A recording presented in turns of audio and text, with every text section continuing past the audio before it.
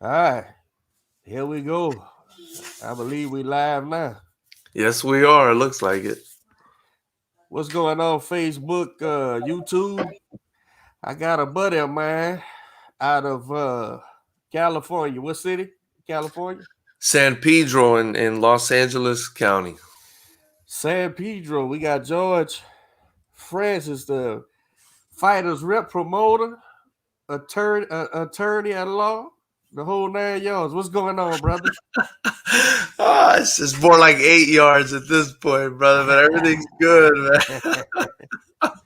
I had you scheduled for 10:30. I don't know. I haven't talked to the little fella I had coming on, so I don't know what's the reason he didn't show. But I actually could you come on a little earlier, man. So here we are. Yeah, man. Hey, let me tell you something, Coach. Man, every time I talk to you, as a promoter of kickboxing, I mean, it's not exactly boxing, but obviously there's no kickboxing without boxing, Right. And I deal with a lot of the fighters, and as a promoter who's a big fan of combat sports, just in general, man. Every time I hear you talk, you drop so many gems, and I'm just like, man, I'm like Sonic the Hedgehog. I'm collecting the gems every time I hear you talk, man. I tell you, man, it's funny. It's funny. I'm pretty open book, right? With boxing and what you see is gems. Some people say, "Man, fuck that dude," and I don't give a rat's ass neither. Yeah. The world needs opponents, so they can That's right. keep on lining up the fight. Yeah, I mean, I learned a lot watching you, and our rule set at Fighters Rep, it's basically boxing with kicks and knees. The kicks are not even allowed below the knee anymore, which, I didn't argue with the IKF, the sanctioning body, too much about, because so many people getting their shins just split in half. So it's just boxing with kicks and knees. That's all it is. There's no clinch. Like, how Muay Thai, they'll let you clinch, they'll let you throw elbows. We're kickboxing, so that, they don't let you do elbows. They don't let you. It's like boxing. When you clinch, they break you up. And actually, our referee, Bam Bam Stell, like, he's refereed a bunch of boxing fights. One of them that I can think of right off the bat is when Beterbiev fought Kaladzic. I want to say his name was Kaladzic. He was like another Eastern European guy out here. And Bam stopped the fight in that. He's our referee in every fight. So it's like boxing with kicks and knees, basically. So I remember, I don't know too much. I don't go too much out of my realm as far as knowing what the fuck is going on in a fight. But if it's a fight, I'm gonna watch it, right? And I remember in the early, what was this? Maybe early 2000s, maybe late 90s. When they had a real big push for kickboxing. It was called, it was on TV. Was it K1 maybe? K1, yeah, that's K1. And they had this guy from American guy named Rufus. You remember that guy? Duke Rufus. Oh man, he's badass, huh? That dude can fight, man. And he's still one of the best trainers in the sport, and he's training all kinds of MMA guys and everything else. So he pulled me into that, being a fan of him, and I used to watch that K1, man. I like I said, I watch it if it's a fight, bro. If it's two dudes fighting, and if it's MMA or like you say kickboxing or something like that, I get to just purely be a fan. You know what I'm saying? Now I can't help but look at it through my eyes, technical, like try to figure it out, but I'm not gonna sit here and tell somebody, "Oh, this is what's happening. This is what's going." I don't fucking know what's about to happen, man, because I don't know the rules. I don't know. I wouldn't know if I'm looking at a kickboxing fight or a Muay Thai fight unless you explain the rules. The different skills. I wouldn't even fucking know. You know what I'm saying? I'm like, he hit him with the elbow. That's fair. Okay, if it's fair, you gotta look out for that shit. Yeah. But yeah, man. So. You got another show coming up, huh? August? I do. I wanted to ask though, so when you're watching boxing, You feel like you're under pressure, huh? Because you got to sit there and like analyze everything all the time. You're so used to analyzing, huh? Constantly. Yeah, Now, yeah. a lot of times in the boxing, and I don't know everything nobody does, but there's been times where two things. Sometimes that pressure, like you said, you analyze it, but then sometimes it's so obvious to me what's about to happen that Yeah. you become it's especially good when the world don't know what the fuck's about to happen. In other words, the other guy is the favorite, right? But nobody. Okay, here's a perfect example. When Slowpoke was fighting Daniel Dubois, right? And I said, Slow. Wait a minute. You call him Slowpoke? oh, that's my favorite. That's my favorite English guy besides Tyson. Slowpoke. Joe Joyce? Yeah, hell yeah, man. That's a bad motherfucker, man. I People think don't know. so too, man. People don't know though. The world doesn't know. I think so too, man. So I says, let me before the fight, I says, let me educate myself on Dubois, right? So I go watch him a couple times and I see why people like him or whatever. I said, this fight he's gonna whoop the shit out of this kid. Well, the world thought Dubois was gonna fucking wash him up, right? Watch my prediction on that. Okay. Everybody laughed at me. Okay. Everybody laughed at me. So I said, listen, I said Joe Joyce by decision, but it's probably going to be controversial because they want Dubois to win. That's what I said. I was with you. I was with you. So I'm looking at him and technically, Dubois was no match. Yeah. Now, Dubois is strong and faster, more athletic, all that shit. But technical boxing nullifies that shit, right? Now, Joe had to be able to take them shots because he's gonna get hit. So, but and he's never showed no signs of not being able to take a punch neither. So I say, man, this ain't. I say, nah, Joyce is going. And the fact that Warren, right, the promoter, Frank Warren, yeah, Frank Warren, yeah, they both his guys. They both his guys, but he was very much leaning to Dubois, and it was obvious. It was obvious through the build-up and everything. But Slowpoke was just sitting there smiling like he does. He don't talk a lot of shit or nothing. He was like, okay, we gonna see. Now, that Sam kid, I never met him, don't know him, but the Sam guy, the manager for Joyce. The one that talks a lot. Yeah, boy, he was talking up a storm, tell it. But in this case, he was telling the truth. Because he was steady telling Frank Randall, you're gonna get your ass whooped, man. You don't have the you don't have the experience Joe got. I think Joe's a medalist too, right? Yeah, I think so, yeah. He said Joe's gonna come in here and he's gonna dominate you. Well, what happened, and I seen the kid Wilton before, for some reason the English seem to have the weakest fucking eye sockets on planet Earth. But here's the thing. Nah, I'm just picking. I mean, if the man's eye socket was broke, yeah, that's a rough one. But every time an English guy quits, his eye socket is broke. Right. But here's the thing. So I'm looking about 2 rounds before. I says, that dude was about to quit. And we were sitting there, where we was fighting somewhere. We had a fight because I was back in the back room. Was it you and Quentin? Was it Q's fight? Either Quentin or Robert. And I was sitting there going, and we was going on a little while after, and I said, nah, this boy's about to quit.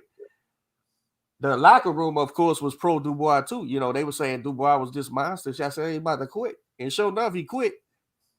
Coach, how the fuck you do? Because I know the signs, man. I see the boys. He's puzzled. Shit ain't going right, and he's kicking my ass. He's gonna quit, and that's what he did. But so I do that a lot. And what happens is some guys, instead of going, damn, coach, well, what you seen that made you see, which is what I would do. Like if you said, coach, this guy's about to quit, and a round lady fucking quits, and I didn't see it, I'm gonna go, Gee, what the fuck you see Yeah, but that ain't human nature. Human nature is guys either say, man, that coach, he fucking knows his shit, or they say, man, fuck that guy. Fuck him. He thinks he knows something. So I love all of them. I get off on all of them, man. But me, man, I want to know, man. I yeah, want to know, man. This is my thing. If you're in the business of fighting, trainer, promoter, manager, Yeah, whatever, what don't you want to fucking know? That is, I want to know, man. it serves you a better purpose, right? But yeah, man. So, but back to that. If it's a fight, bro, I'm watching it, man. If it's an MMA fight, like I'm probably gonna look at what you call them tonight. Even though you know, that tough guy shit don't get me, man. When you done quit several times and you done lost several times, you sitting there talking about I'm gonna kill him and all that, man. You ain't killed nobody in about 4 or 5 fights, man. What the fuck you talking about? You gotta win. You mean Connor? Yeah, man. Just try to win, bro. If you gonna win, that's something different. I wanted to ask you about that because Poirier is a young man from Louisiana, man. He's a Louisianimal, man. How do you feel about Poirier, man? I just found that out yesterday. I didn't know. He's a nasty dude. That's a nasty dude, man. I watched their first fight, and here's my thing.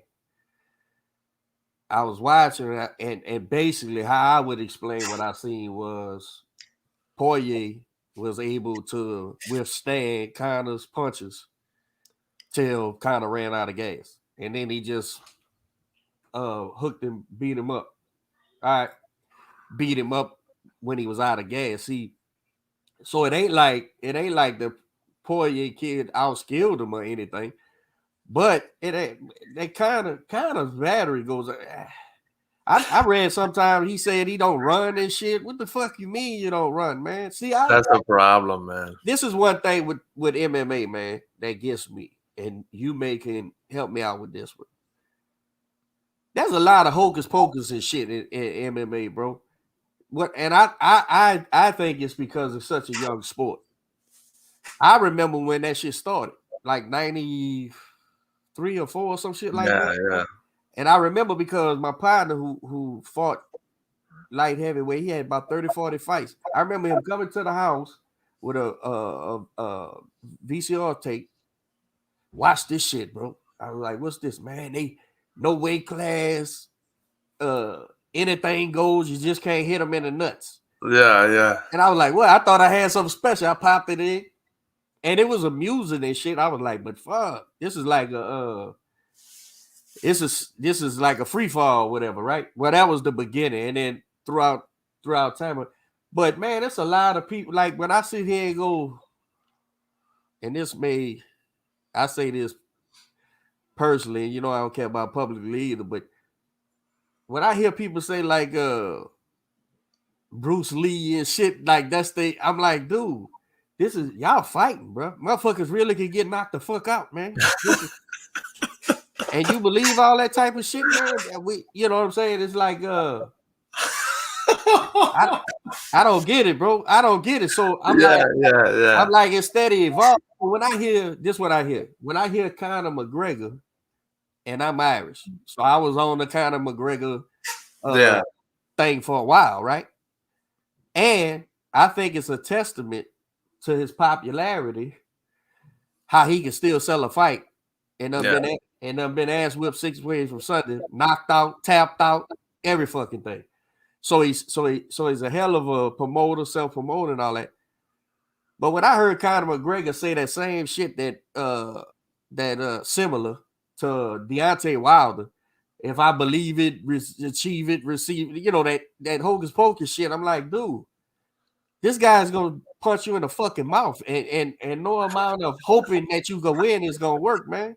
I don't get that shit, bro. I don't get it, man. And so but I'll probably watch it because I want to see do he fucking get knocked out again, or do we do something about it? But this time, I'm rooting for the other guy. I ain't never really rooted against him, but now I'm rooting against his fucking ass. Like I picked with my novice understanding, I picked Khabib to beat him, because I don't know shit from Sugar, but every kind of fight, Khabib was on the undercard, bro. Yeah. And Khabib was grabbing these motherfuckers and throwing them down, and that was it. Yeah. And so once I seen Conor like run out of gas a couple times, I said, well, that white boy Muslim go grab him, throw him on the ground, and tie his ass up, and he's fucked. Yeah. And that's basically what happened. And so I still was rooting for Conor, but then I didn't think he would win. Yeah. But now I'm like, man, I don't even believe that shit you selling now, man. You get up there talking all that crazy shit, man. I don't believe that shit at all, bro. I just hope the other kid, because from what I can see, the other kid wasn't very. You would have a better opinion than me. I thought he won because he was tougher and he was still trying when kind of ran out of gas or whatever. So it wasn't like I think he's hellified skill. But guess what? Guess what? When a man outwills you and you done hit it with your best shit, when you hit him with your best shit again and he don't go nowhere, that's tough. Yeah, man. You start saying, fuck, what do I do now? What do I do now? Yeah, so I don't know what the fuck's gonna happen. Don't care, but I'm rooting for the Louisiana boy, man. Yeah. I think it's gonna be a good fight. You know, I think the first fight Conor knocked him out. He knocked him out. I didn't even know that. Yeah, this is gonna be their rubber match. So the first fight Conor knocked him out, but it was one of those equilibrium shots, like at the temple or top of the head? Yeah, something like that. The first round, kid fell right on his face. Shit. Back when he was young, though, didn't know how to didn't have the mental game tight like he has it now. Now Poirier fought Habib, Poirier fought everybody. He's proven. He's proven. Yeah, he's figured himself out. I think the second fight, besides what you said, which I agree with, that Conor just gasses, is the leg kicks, man. Those leg kicks are brutal, man. Oh yeah. I remember that. He kept on kicking him right there. He didn't adjust. He didn't do shit about it. He just kept getting kicked. And coach, there's not much. I mean, what you can do about it is they call it checking the leg kick, which is like, you kind of raise your leg and turn it at an angle so your shin becomes a shield, which is not fun. Yeah, or you like turn your leg so your shin's a shield. But listen, if a dude's been working Muay Thai and kickboxing his whole life, that shin calcifies. It turns into a damn crowbar. You know what I mean? Right. And you go shin to shin with the wrong guy, snap. And it's your life. It's your life. I done seen the highlights of them snaps. Yeah. Snap like that. Man, that sucks, man. Yeah, so I think Poirier, he's got some decent. I thought of you. As I was watching the lead up. I'm gonna tell you why. So first off, he's from Louisiana, and they say he's got good boxing, and he's got good boxing for an MMA guy, I guess, but he doesn't have good boxing for a boxing. In general, yeah. Right. I've never seen that. I was told McGregor was some great boxer. He's not even almost. But I digress. Yeah. Go ahead. Yeah, so I was thinking to myself, like, so I was in South Florida before I came out here to California. I'm a Florida boy. Right. And I was in Deerfield Beach, which is right next to American Top Team and all these gyms or whatever. And Stacy McKinley, Stacy McKinley, Tyson's old coach, he still coaches a bunch of these guys. I don't know him. I know who you're talking about. Yeah. So I would go to the gym just to hang out, do interviews, do a little exercise or whatever. And I saw Daya Davis, which is Howard Davis. Remember Howard Davis? Yeah, Howard. I don't know who's up. Yeah. Well, it's his son. It's his son. Okay. And I guess, he took after his father a little bit and did some boxing and whatnot and has his professional fights. He was an okay fighter. And he's kind of the guy who's training Poirier. You know what I mean? Uh-huh. And, Poirier, Louisiana guy, I think from Lafayette or something. And then he goes out to, where I was at, Deerfield Beach, to go train boxing and MMA at American Top Team stuff. But I always felt like, man, I got to message this guy and tell him, just go home, bro. Just go see Coach Collinsworth, man. Go see him, man. Like, supplement your training, Yeah, man. With somebody who really knows his shit. You know what I mean? But I'm sure Dia Davis knows his stuff too. But you know, yeah. different. I had one foray into the mixed martial arts world. There's a guy named Daniel Duran, okay? And he was involved in the kung fu uh that stuff's almost like a religion, more so than just more so than the fighting part, right? And so I forget how I first met him, but great fucking guy. So we started talking, and he has a nonprofit. They feed the homeless and shit. Great guy, bro. This guy is ridiculous, bro. This guy is like a fucking monk.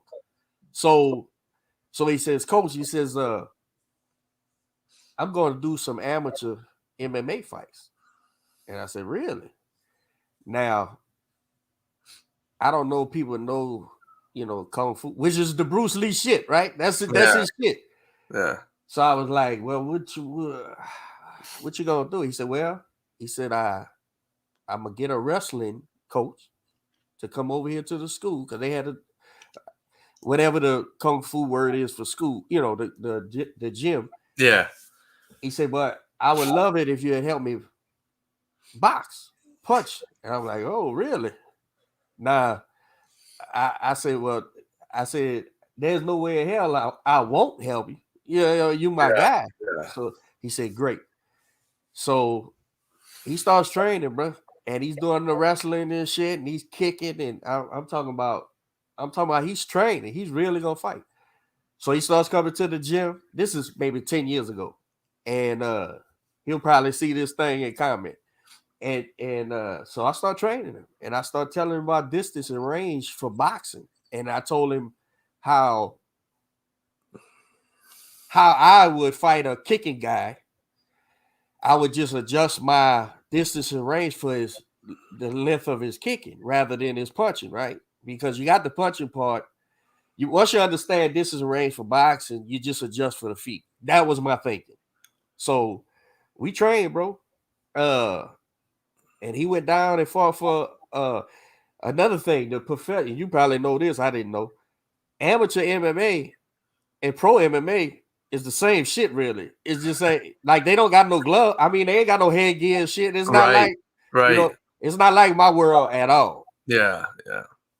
So he goes out there and fights, fucking knocks the kid out. Wow, man. A kung fu guy, bro. So he's like, man, I like that shit. So he gets another one. Fucking submits the guy. Gets another one. I think he submits. I may be confusing. This is 10 years ago. I may be confusing the outcomes, but I know he went 3-0. Yeah. And then he was like, that's enough for me. He was damn near 40 then. 37, 38. Wow. So he left where I'm at over here on the west side of Houston, and he went back to where he's from in the Valley in Texas, and opened up another another kung fu place. And I know they do MMA there. He does the traditional kung fu and everything. But that was my only foray into teaching a MMA guy how to box. Yeah. And it was actually a fucking kung fu guy. So it wasn't even traditional striking. It wasn't like like you say, a Muay Thai or a kickboxer. Or kickboxer, yeah. Nothing like that. That's interesting, man. That's interesting. Now, back door to about 98, 99. My cousin, rest in peace, Chucky. When he died in 01. He was 10-0 with 8 knockouts, right? And we did a fight.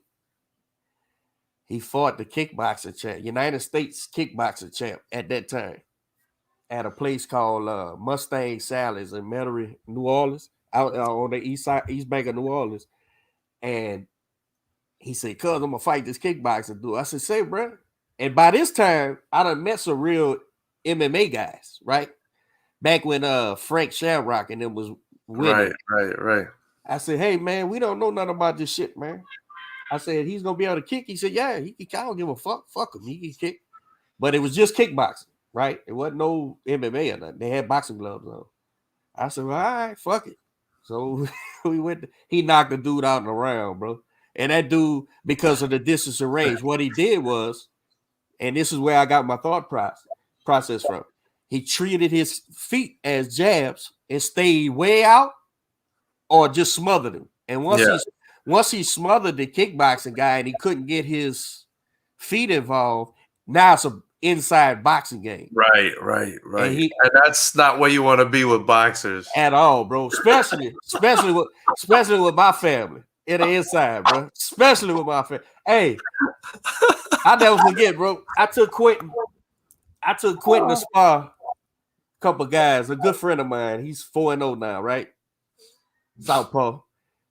So we went down there to a buddy of mine from Kazakhstan. He's a trainer here locally. Love him to death. His name is Tim. Kazakhstan. Tim from Kazakhstan. Yeah.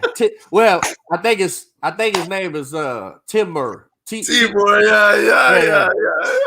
So I'm sorry, that's just funny to me. Oh, that's my guy too. He's great. He's good as gold. He'll come over there like when we was getting ready for Lomachenko's guys. Yeah. He was like, man, coach, can I come over there and tell you what I see with these guys? Like, yeah, fucking right, come on. But so we went over there and Quentin ended up banging out with about 3 of his guys, right? And it was great. And Tim, much like me, I believe in that small ring. I built Quentin in a 12x12 ring, bro. So he had a little ring like that. And so they was banging out. So at the end of the sparring, they all slid over little by little, the fighters, you know. Man, coach, everybody say your fighters can't fight on the inside. Said, man, everybody's wrong. I said, yeah. I said, I can fight any fucking way you want. And the fact that my kid's long and skinny makes y'all think that. But that ain't how boxing works. You know what I'm saying? So the inside game, the outside, it's all my world, bro. It's just it depends on the fighter and what his strength is, you know, rather than a certain set of I like to say it's a certain set of principles we go by and then adjust accordingly to the fighter, to his strengths and weaknesses. I really think the inside, man, that's a totally different world, man. Completely, bro. It's totally different. But bro, it's a safe way to fight inside. Same way it's a safe way to fight outside. It's a different world, bro. And I have yet to see. Even sometimes I see fighters and they say, "Oh man, he's great on the inside," and I'm like, "No. He's a tough guy, and he's a little bit more vicious on the inside. So your guy is wilting. That's what's happening. It ain't that he's such a great inside fighter. He's just a fucking tough, rugged guy, and your guy don't want to stand there with him." Yeah. But if you know how to stand there with him, if you do know how to lock them arms in, if you do know how to get his weight off his hips where he don't have nothing, so if something does get in, it doesn't matter. It's just an arm punch. Now you got a different world in front of you, and I don't see a lot of people that understand that. Even in the professional race at the top level, you know, you see people, and you go, "Nah, he's winning because he's a great athlete." That's just what it is, man. It's just what it is. I need a Collinsworth symposium on inside fighting, man, because for me that's like I feel like on the inside there's some sort of like lost treasure or something that I gotta find, man. Well, it's tough, man. It is. It is. It is. Yeah. Tough in there, man. So, hey, man. August, we have the next fighters. Which fight? August 13th, man. August 13th. I even got a poster for you. Here it is. There it is. Fighters Rep 10. Fighters Rep 10. Our 10th show is August 13th, Derek. I'm so excited about it, man. I've never been so excited about an event in my entire life. This is the main card. It's all pros. We're essentially at this point the only pro kickboxing promotion in the entire state of California that's operating. Nice. These guys are savages on this poster. I think that's why everybody's so excited about this fight. I don't even know where to begin. Is this the show that the Silva guy's son is gonna be on? Or? Yeah. So Anderson Silva, you know, for those who don't know him, you should. He's the greatest of all time. He just I beat Julio Cesar Chavez Jr. in a boxing match, which is not a good look. But you know, it's Chavez Jr., so we don't expect much from him. I was in the barbershop, and they said, "Hey, coach, how did that Anderson Silva whoop Chavez Jr.?" I said he's supposed to whoop that fucking sorry motherfucker. And they was all in, "Oh, coach, you rough on." I said, "Nah, man, your name is Chavez, man. And you go in there shit the bed like that, man, piss on him." I said, if I was seeing you, I'd make him change his name, bro. That's what I Damn, man. I was rough, man. He keeps on doing that same shit, man. Damn. That's embarrassing for real. But his sons, you know, his sons are apples that don't fall too far from the tree. You know what I mean? Yeah. One of them, Khalil, I haven't seen fight yet. I haven't seen Khalil fight yet, but I'm hearing he's talented. So we'll see how he does. The other one, Gabe, is our and they're still amateurs, so they're on the undercard. They're in their early 20s, mid 20s. Right. Gabe is definitely a special talent. He won the IKF, which is the only sanctioning body that sanctions amateurs in California, but they're also a pro sanctioning body. We use their rule set for the pro game as well. And it's the International Kickboxing Federation, the IKF. They're all over the world. It's a worldwide sanctioning body. Okay. So his son Gabe, which is the older one, he was the main event on the undercard. I guess you could say the amateur main event on our last show. Oh, this looks nice. Yeah, I'm figuring it out. I'm figuring it out. It looks good. And man, I put him in there against a very tough kid named Christian Williams. I mean, coach, this is a kid who, you know, and I don't even feel good talking about it, laid some kid out at one of our shows, and the kid started seizing in the ring. I mean, this kid is kid's a real, yeah. I mean, and we're talking two kids that him and Gabe came in at 160, and they're both. I mean, I'm 6'2", 6'3". I mean, they were right there with me. I mean, he's a big boys, big 160 pounders. You know what I mean? And jacked. I don't even know how this kid Christian Williams. I mean, he's muscular. Silva, he's more, you know, the son of Silva is built like his dad. You know, he just looks like a regular kind of slim guy, but wiry look. Not even, man, not even. No? But he just has crazy power, speed, reflexes, just like his dad. He got the job done. So he ended up winning the Fighters Rep title and the IKF Southern Regional title in California. It's the Southern Regional title. He ended up winning that. So we reached out to this kid, Christian Acevedo, who's the Northern Regional champ. Okay. In Muay Thai, but still, you know, it's similar. And you know, I said, hey, you know, because you know I'm a boxing head too, you know, and I'm trying to get the best opportunities for my fighters. So I said, hey, I reached out to this coach. Why don't we unify? Let's unify this damn thing. Let's see who the man is in California. You know what I mean? He loved the idea. The IKF loved the idea so much that they said, to heck with the state title. This is no longer for a state title. This is for the whole West Coast. So now he's fighting for the West Coast title. And, of course, the IKF has now jumped on board with us. So all their titles are hybrid Fighters Rep. It's almost like a dual title. So now even their titles are Fighters Rep and IKF titles, because we're the only ones doing the unified rules of kickboxing, you know, and I'm bringing the sport back, I think, hopefully in a big way, you know. And then on the main card, you know, these two guys, let me get in the picture here. This guy, Chris Cully, he's got, I mean, 50 fights maybe. Is going up against this guy, Justin Moss. We're flying him in from Colorado. He's fought for Glory 5 times, which is the kickboxing. That's a Glory. Is it kickboxing? Yeah. Biggest kick. I've heard of that. Yeah, it's the biggest kickboxing promotion on earth. They kind of went into receivership recently. I guess they had some financial trouble or something. They ended up being bought out, I believe, by some outfit in the UK. So all their US talent, all their American talent is kind of in limbo right now, or got dropped because they're concentrating on, you know, they're in Europe. What do they care about coming to the U.S.? You know what I mean? They don't give a shit about coming out here. That sounds like a wide open lane right there to me. And that's the one I'm trying to drive down. You know what I mean? Hey, So, let me ask you. Hold on 1 second. My partner wanted to ask you a question. He says, yeah. do you know? I'm guessing why long? Why is the letter Y is the first name? Yeah. Long. And if he does, what does he think of him? I'm You not heard even of that? sure.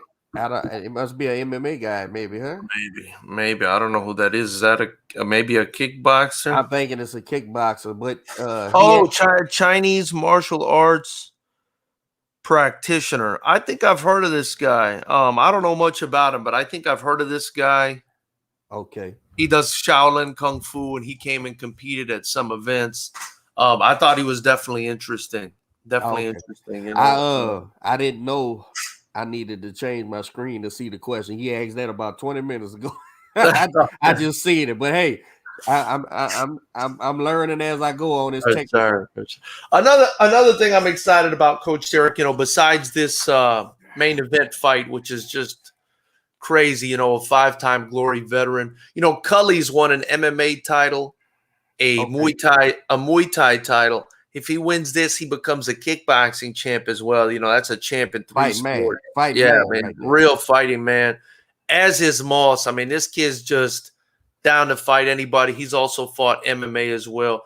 This guy here, Terrion Ware, I'm very excited about his fight against Ardavan Moini. Ware is a UFC veteran, the Flash, and I feel like his his forte is definitely the striking. You know, he's got some good hands. He's even had a boxing fight.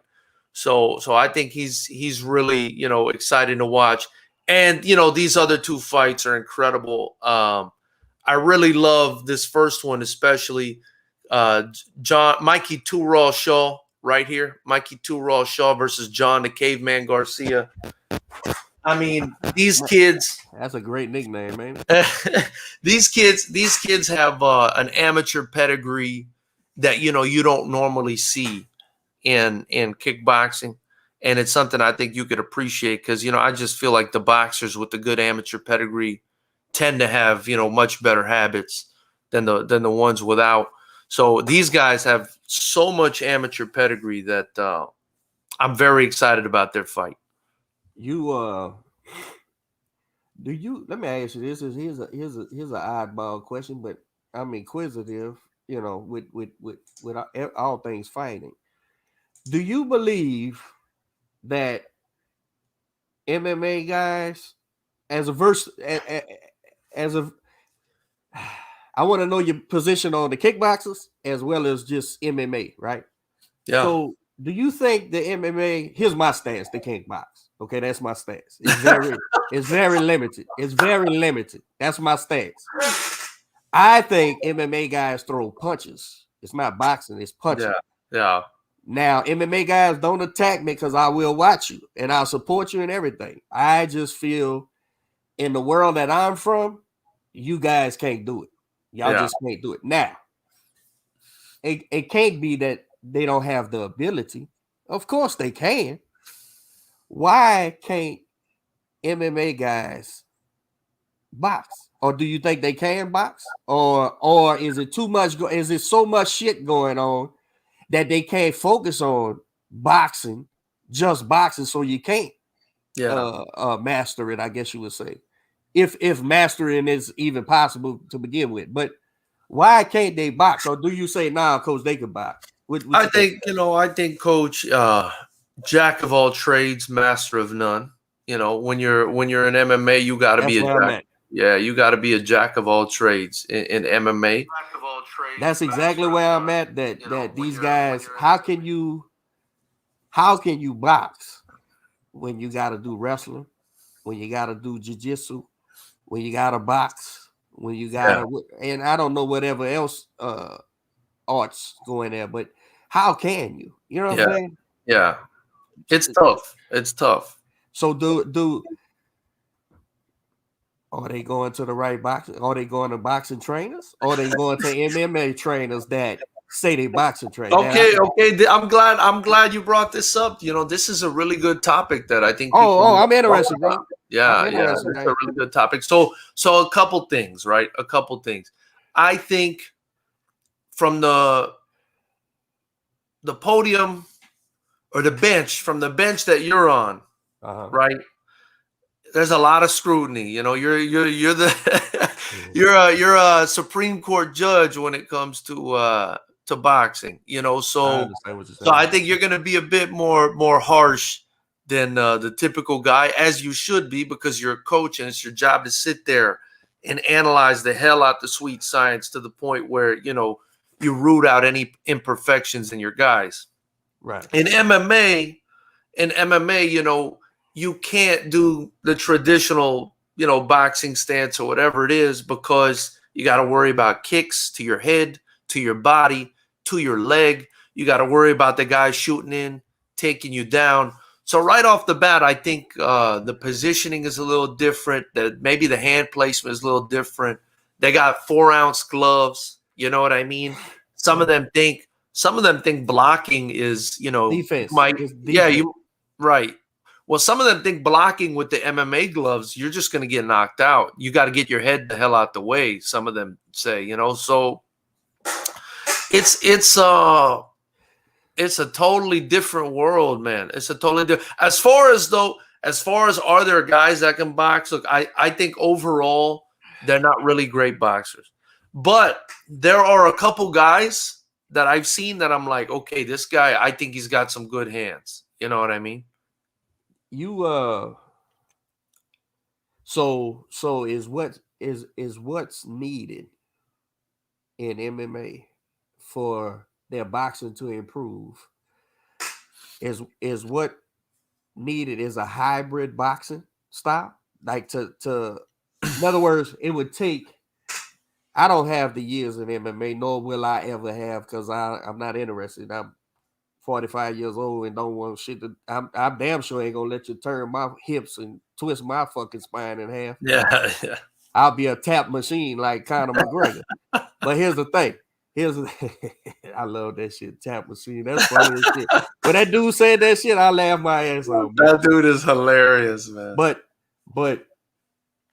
it would take years of being around the game or watching the game or being enveloped in the game to take boxing and make a hybrid for like what I said before. Yeah, my cousin knocked out the kickboxing dude, and yeah, my guy did three MMA fights and won them all and utilized some of my boxing. But that's just, I mean, that's not experience. You know what I'm saying? That's not me developing a fucking MMA guy, right? I would never pretend that's what it was. So, but now if you ask me, Coach, could you develop a MMA style for? Could you develop an MMA boxing style? Of course I can. Fucking right. Don't tell me I can't. I'll figure it out. But I think it would take time. I think you would have to be enveloped in it. I think you would have to because there's so much shit going on in MMA, bro. Yeah. Which to me what is a high point of the sport is that nobody dominates, right? That is what I mean. I know the John Jones guy is a dominant guy. Khabib's a dominant guy, and I think the Silver guy was on a hell of a run, right? But they all get beat at some point. I think Khabib retired, right? Yeah. All right, so he's never been beat, right? No. And the John Jones guy has never really been beat, right? Neither, yeah.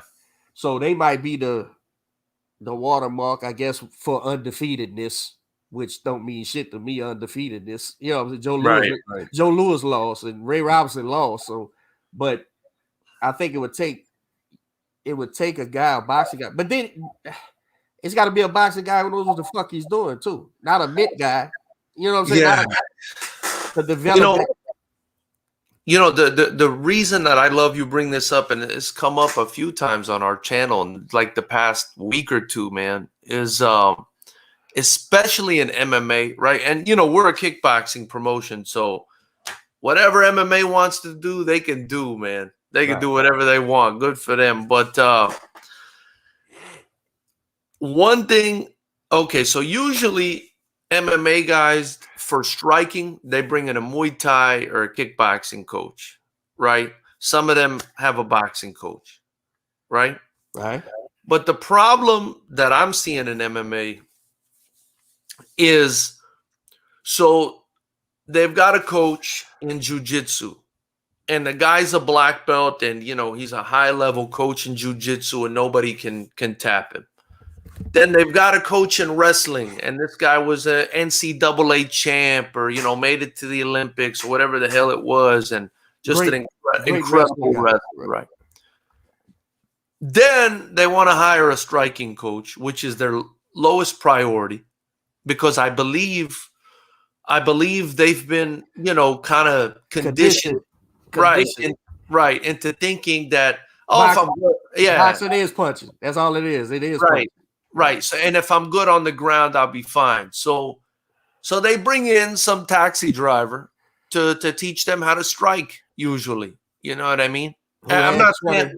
Who had 20 fights maybe and lost fucking 11 of them. He's the boxing coach now. Bro, let me tell you something. I've walked in and seen some high level schools where the guys never fought, bro. Dumpster juice. The guy's never amateur, nothing. He's never fought. And I said to myself, what is going on here? Why would they not hire somebody with some real fight? I mean, I think if you're going to teach MMA people how to fight, especially when it comes to striking, especially when it comes to boxing or kickboxing or whatever, you should have had at least a few pro fights, man. Come on, Here's the problem that I see with that, and to me, it's almost like the conservative position is to say, man, if you're gonna have a guy teaching boxing, whatever, he needs to have done it, right? Because it's like covering your bases, right? But then you look at guys like Castañeda, Angelo Dundee, all these guys who never fought nothing. But I think here's the variant though with those guys, right? Those guys been around. Those guys was in the gyms. Those guys was learning from the best in the business. Yeah. So I'm not gonna say that a guy has to have fought, but a guy has to have fucking experience. Now, would it be nice to know they've been hitting the fucking nose, or nice to know that they've been around long enough that they see the signs that a fight should be stopped, that his kid can't win, and he's getting beat up bad, so the chances of him winning is ill and none. So let's stop the fight. Yeah, that's why. And that's why I'm so hard on the pretenders, G, is because in the amateurs, long before the professional ranks, in the amateurs, I watch kids get the shit beat out of them. I watch kids. It's basically who could take the most abuse is the guy who's going to win. And thankfully, in the golf here, in our golf association for the thankfully, I'll say this about our refs. They let the kids fight who are experienced, right? They'll give them the benefit of the doubt. If it's two open guys and maybe he got a standing 8 or whatever, that coach is going to do the best he can. I mean, that ref is doing the best he can to let the fight continue as long as he wants to fight. But they don't do that with the green kids. The kids with 0 fights, novice, all comers and shit. Smart, yeah. 2 standing 8s. You're out of here. Yeah. Which is I think imperative. I agree. Yeah. I think that's smart because too many coaches. Hey man, if it's no different than football, basketball, baseball, the daddy coaches that's really just in it because they sons doing it and they watch football on Sunday, so they say they're a football coach. Well, when that kid gets around real football players who's been coached by real football coaches, he's got to play catch up. And it's the same thing with boxing, except the object of our sport, like kickboxing, is to render this motherfucker unconscious if possible. Yeah. If possible, so I can go home. And we can't play with that, man. We can't play with that shit, bro, because by the time a kid is a certain, let's say, I don't know about kickboxing and tell me at any point, but say around 12, 13 years old, the kids start having to make weight, right? Like really make weight. Some kids got to go run before the weigh-in and shit, trying to sweat out. When you deplete that kid's hydration, it makes him less pervious to headshots, trauma, right? Yeah. Because he's dehydrated. Right. The same way you're fucking when you're dehydrated, your shit don't work. Your kidneys, all that shit ain't working now. So you go in there, and so I watch these coaches and they run these kids to death and make them they in a sweatsuit and all this old shit, and then they get on the scale dead, and then they got to fight because in the amateurs you fighting that day, right? You fighting later on that day, and like I'd rather the kid fight at his walk around weight than that shit. You know what I'm saying? Yeah. They're trying to get an advantage for this amateur shit, but I'm sure there's buku amateur coaches that don't agree with me, and it wouldn't be the first time. But this is the thing. Head trauma, man. You don't never get that shit back, man. When you get hurt,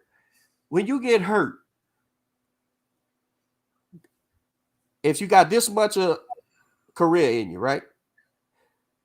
When a kid gets knocked out or concussed, he got this much left, right? Yeah.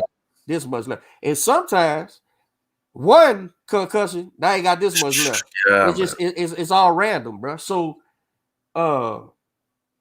yeah, I like the golf down here that does it, but I don't know how the MMA. I don't know how. I keep saying MMA. I guess that's just the going fucking slang, I guess. But I don't know how to kickbox. Does kickboxing have amateur for kids? Like kids are competing? Yeah. So I'm basically resuscitating a dead sport, right? You mentioned earlier the kickboxing was pretty hot in the 80s and 90s. It got a bit of a push. And then all these greedy ass promoters just, kind of screwed it into the ground, and murdered it. So, I'm kind of starting a new, fresh, rising from the ashes kind of thing, Right. And I've decided that, besides the pro fights on the main card, we're going to have amateurs on the undercard. High level amateurs, though. I'm not doing kids myself. I'm only going 18 and above. Okay. Because the rules for the kids are totally different. But it's the same thing with MMA and, with kickboxing here. Yeah, I mean, these guys are, starving themselves to death and not, they're dehydrating themselves. So what they've done in California, which is a bit different, and, I'm not too against it, is if you're going to come in, because they're going to weigh you again the day of the fight. And if you come in over 10% heavier than what you weighed in, they're liable to just suspend you and cancel your fight. Oh. Yeah. So if you're a 140 pounder, normally, and, you cut down to, what is it, 126 or whatever, that's 14 pounds. You better not be over 140 when you come through on fight day. You know what I mean? I like it because I don't need that shit. Like, I don't want that shit on my show. I don't want people dying on my show. You know what I mean? And I've noticed even in our sport that the top sanctioning bodies had started really after Gotti hurt that kid in Vegas. Remember that? He turned that kid into like a vegetable or something, huh? Yeah. Came in 30 pounds bigger the next day or whatever. But I know some sanctioning bodies, I've seen it since then, really, depending on the fights, I guess, and depending on the opponent's people who got sense enough to add it. They have the, you can't come in 20, no bigger than 15, 20 pounds, because some of that, I mean, I've seen guys, man, I've seen Brandon Rios get on the scale, bro, and it looked like they had to help him. Like, I mean, he was dead, bro. He was a dead man walking, man. How do you fight like that, man? I don't understand, man. You got to go. If he wasn't going to get on some IVs or something after, and I know that's illegal for some places. It might be legal for everywhere now, but yeah. But I mean, skin paper thin, hollow eye. To me, that's not worth it, man. It's not worth it. That's a big, and then that's a big no. If you're not there, that life ain't in your eyes, and now you gonna go get hit in the head tomorrow.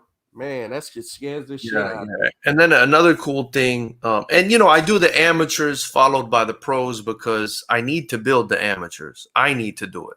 I need to do it. 100%. So because otherwise I'm going to have nobody to fight in the future.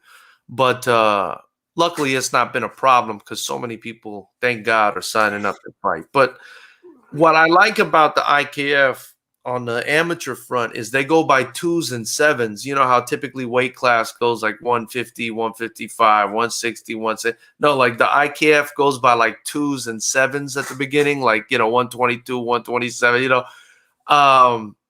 So guys tell me, I want to fight at 145. So I say, oh, you mean 147 is what you want to fight? Right. I push him up. I say, no.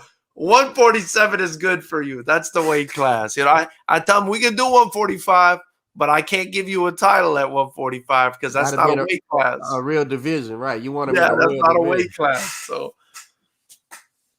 but yeah, I enjoy watching that kickboxing, man. So I would love to see it jump back because it was fun fights, man. Now, wait a minute. Now, this is what I was leading to. Kickboxing. How's their boxing? Because what I remember from watching the Rufus guy and all, he could fight. He was a real boxer. He just kicked as well. So do the kickboxers go get boxing coaches or is it just a kickboxing coach because it's his own thing? How does that work? I think they probably look. It depends on the guy, and some of these kickboxers, I mean, they've got pretty good hands, they've got decent hands. Some of these kickboxers, because they deal with it in kickboxing all day long. They're dealing with boxing as well. So I think the boxing in kickboxing is definitely better than the boxing in MMA. It has to be, right? Because if you're just kicking, then, like you said, once you get in on the inside, I mean, you can still throw a knee, but you're just gonna get mangled on the inside with a guy that kind of knows what they're doing. So, I think the combinations where I see the difference is like the combinations and stuff. I feel like boxers throw more combinations and longer combinations, whereas like a kickboxer maybe hit you with a 1 and 2 and then kick you to the leg, something like that. So, but some of them, listen, some of them favor the punching over the kicking. Like I'll give you an example there's a few examples in boxing, right? There's Chris Algieri was a kickboxer, right? I remember when he first got on the scene, I looked him up and it was a bunch of kickboxing fights he was in. Yeah. So he was a kickboxer that moved over. I believe Manuel Char, I think, was a kickboxer. He's not a world beater, but he made some noise. I know what you're talking about. He's a champ. I believe who else? I mean, there's a few. Big baby Miller, I think, did some kickboxing. The Klitschko's, I think, did some kickboxing. Hey, the fake big baby, the real big baby is my guy, Jared Anderson. We'll go ahead. There you go. Yeah. The part 2. You talk about the pharmacy tech. Right. You talk about the pharmacy tech. Yeah. And then here's something I wanted to point out. I don't know if you watched the Super 6, not the Super 6. I don't know what the World Boxing Super Series when Callum Smith won. Yeah. Who was in that one? It was like no. I watched Callum Smith. I didn't watch the whole thing. I know he's talking about though. He ended up beating that guy St. George, whatever. Grove? George Groves. Yeah, George Groves. Yeah. Okay. I thought Groves was a pretty good fighter, to be honest with you, but he beat him.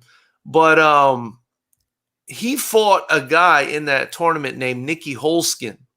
Okay.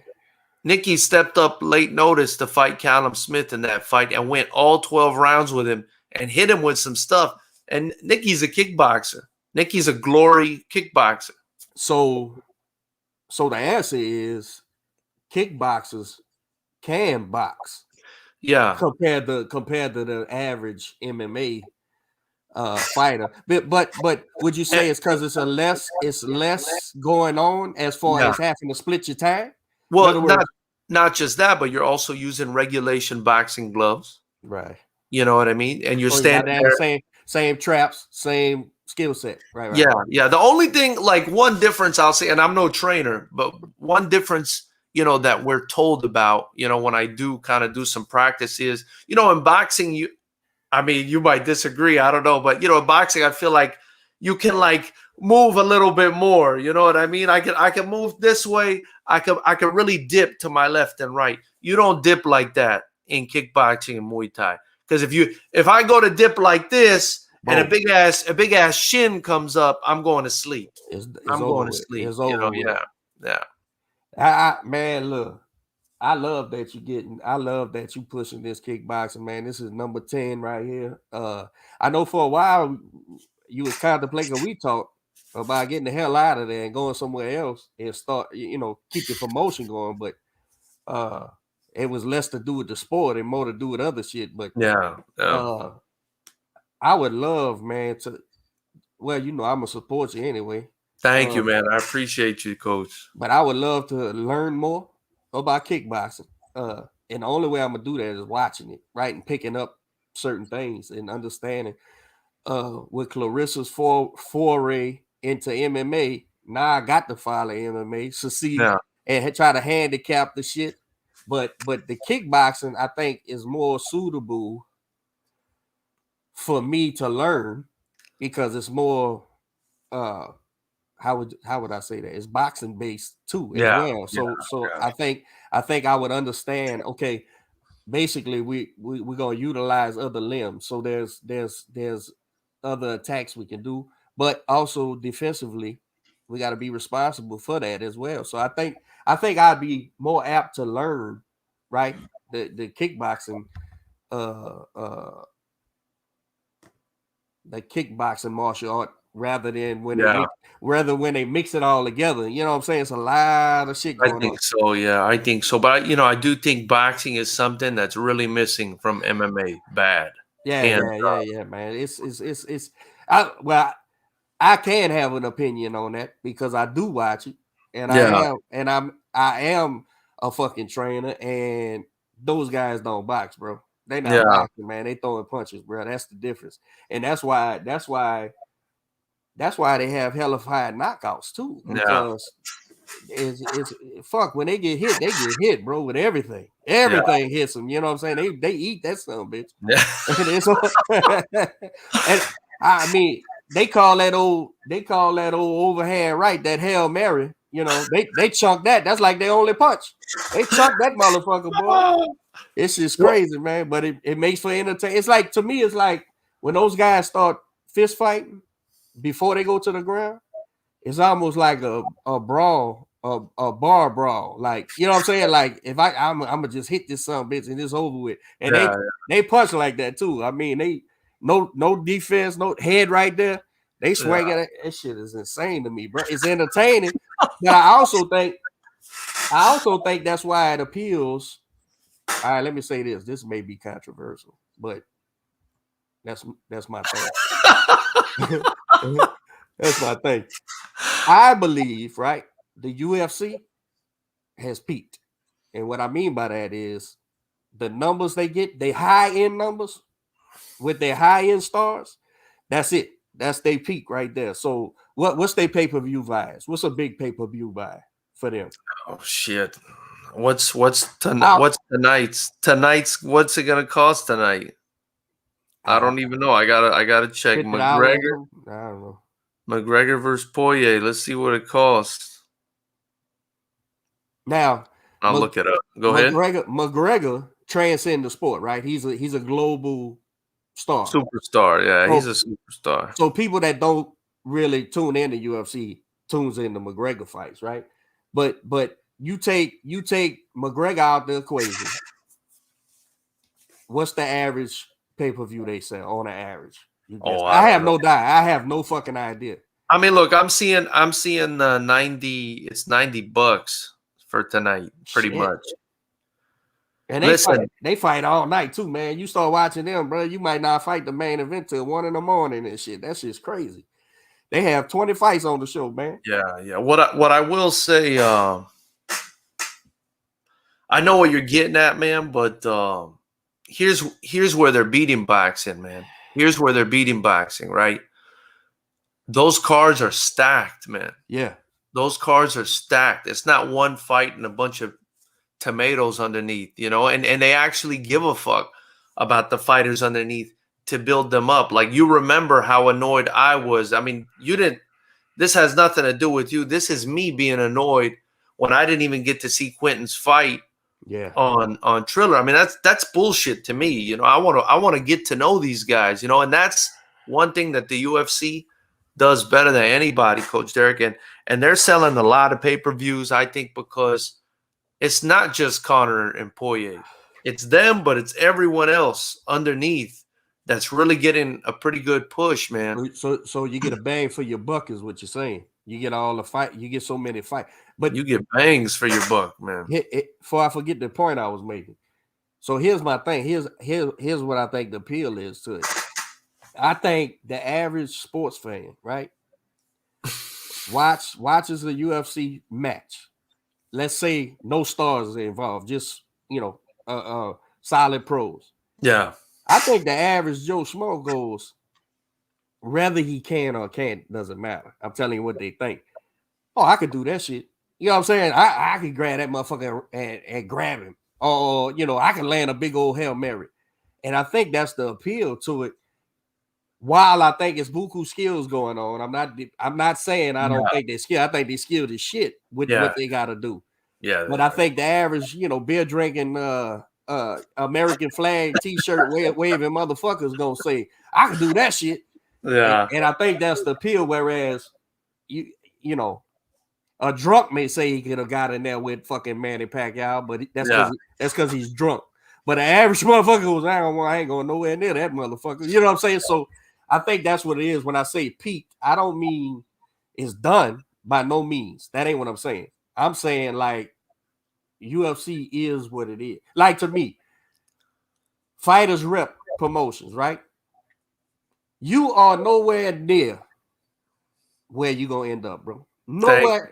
Nowhere. I don't think I am either. Thank you, man. long as you do the work. Yeah. Right? Long as you keep it going, long as you do the work.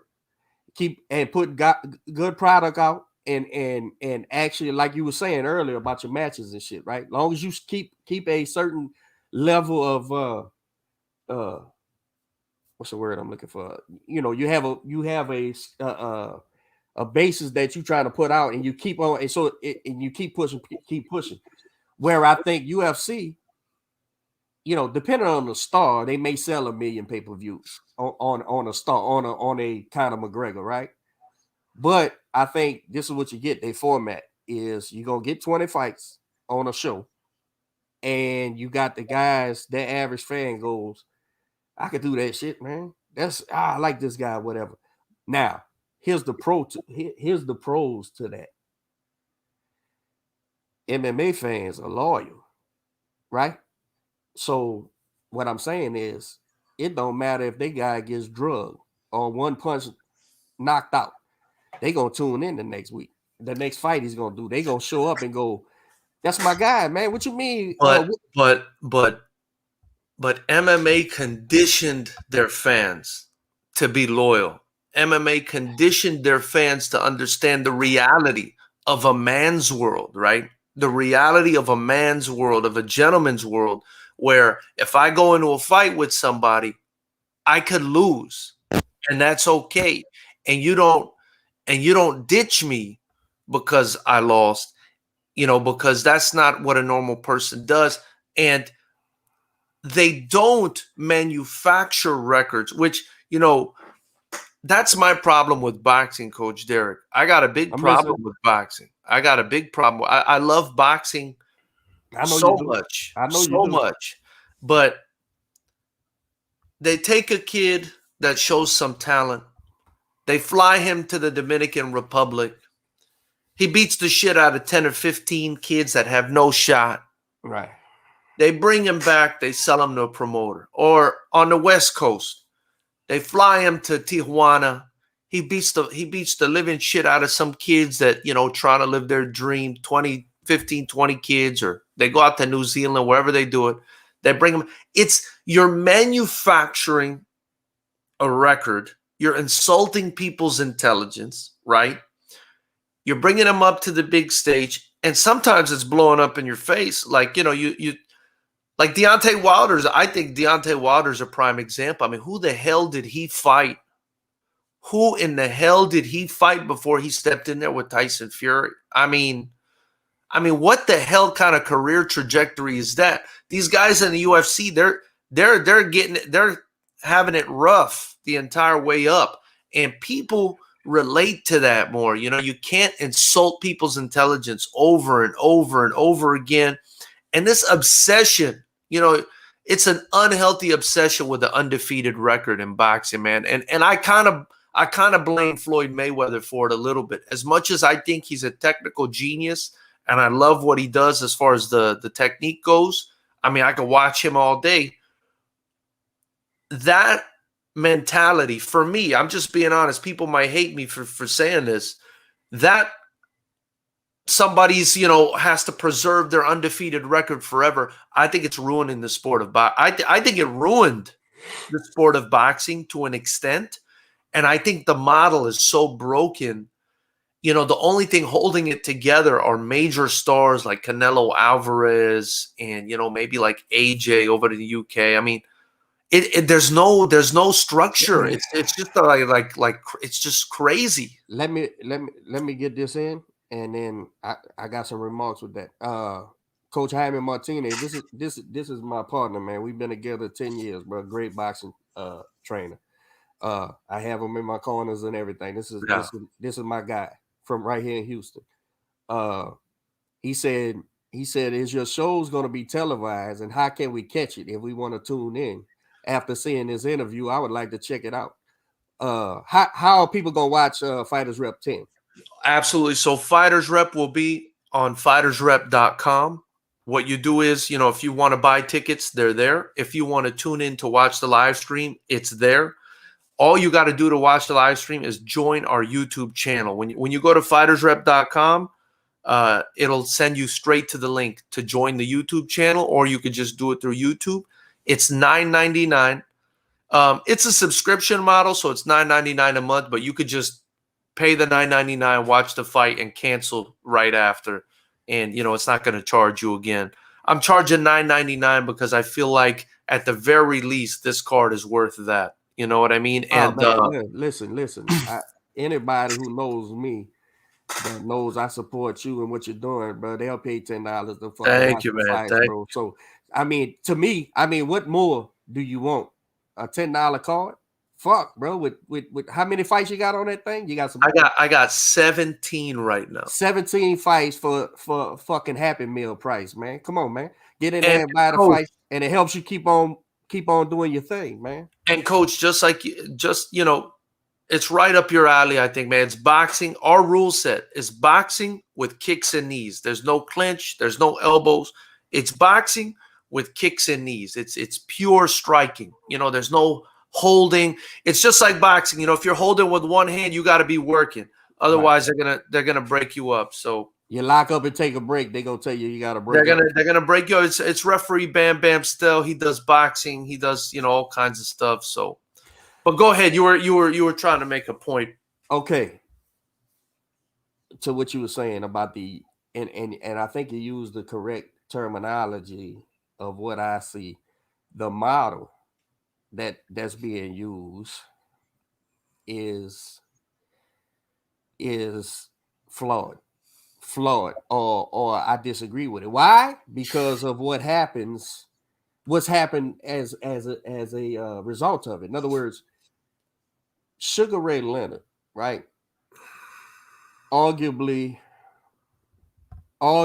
what, of the 10 biggest boxers in history, he's got to be one of the 10 biggest stars, right? For sure.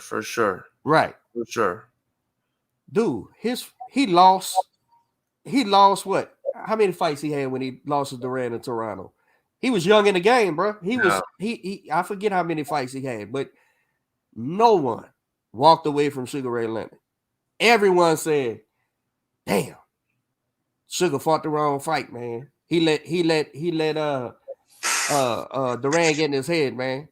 Come on, Sugar. We need you to do the right thing. Nah, I'm not giving my personal opinion. I'm just telling you and then of course we know what happened in a rematch or whatever, but that was the model back then. But see, we come from a place where fighting men fight with the business. Now it's like business and the fighting men's go fight just enough to get the business done. Now, one thing about boxing is this, and this is I'm trying to survive in this world, right? This is the world I'm in. I'm trying to navigate through each promoter's business model because they're all different. They're all different, man. Yeah. You could say Top Rank. Let's take Top Rank, Matchroom, and PBC, right? That's the big three, right? That's the NBC, CBS, and ABC of the boxing world, right? Yeah. All right, so, but you can look at all three of those and look at their models and critique what you think should be different or shouldn't be different. But those business models work for them, so they have no reason to change it, right? Now, the fighter needs to understand you're secondary, bro, in this business, in the business of boxing. Meaning, lose,